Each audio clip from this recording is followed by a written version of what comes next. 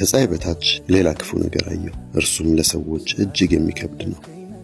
ሰው ልቡ የሚሻውን እንዳያጣ እግዚአብሔር ባለጠግነትን፣ ሀብትን እና ክብርን ይሰጠዋል።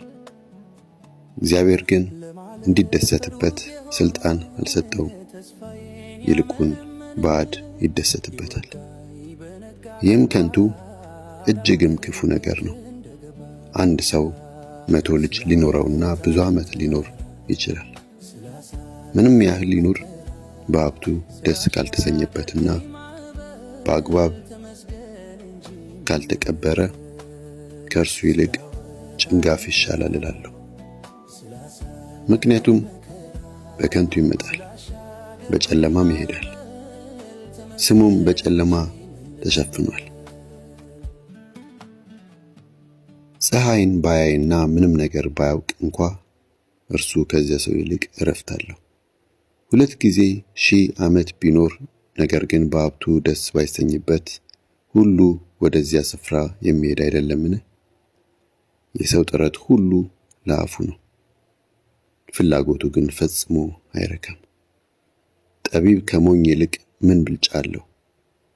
ድሃስ በሌሎች ፊት እንዴት እንደሚኖር በማወቁ ትርፉ ምንድን ነው? በምኞት ከመቅበዝበዝ በዓይን ማየት ይሻላል።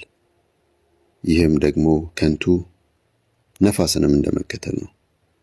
አሁን ያለው ሁሉ አስቀድሞ ስም የተሰጠው ነው። ሰው የሚሆነውም አስቀድሞ የታወቀ ነው። ከራሱ ይልቅ ከሚበረታ ጋር ማንም አይታገልም። ቃል በበዛ ቁጥር ከንቱነት ይበዛል። ይህ ታዲያ ለሰው ምን ይጠቅማል? ሰው በሕይወት ሳለ እንደ ጥላ በሚያልፉት ጥቂትና ከንቱ በሆኑት ቀኖቹ ለሰው መልካም የሆነውን የሚያውቅ ማን ነው? እርሱ ከሄደ በኋላስ ከፀሐይ በታች የሚሆነውን ማን ሊነግረው ይችላል?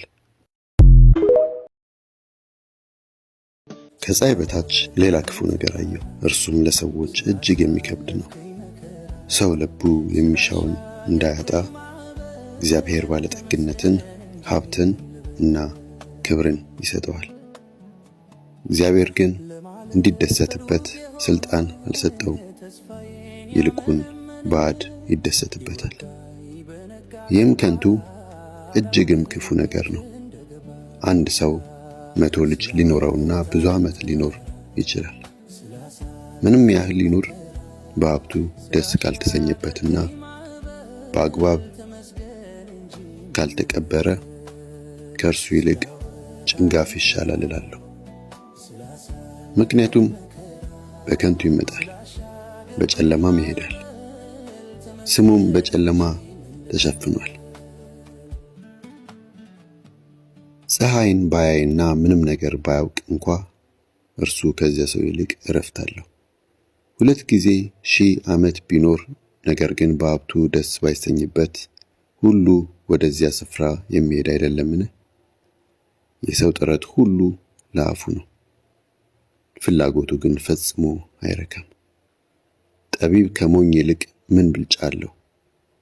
ድሃስ በሌሎች ፊት እንዴት እንደሚኖር በማወቁ ትርፉ ምንድን ነው? በምኞት ከመቅበዝበዝ በዓይን ማየት ይሻላል። ይህም ደግሞ ከንቱ ነፋስንም እንደመከተል ነው። አሁን ያለው ሁሉ አስቀድሞ ስም የተሰጠው ነው። ሰው የሚሆነውም አስቀድሞ የታወቀ ነው።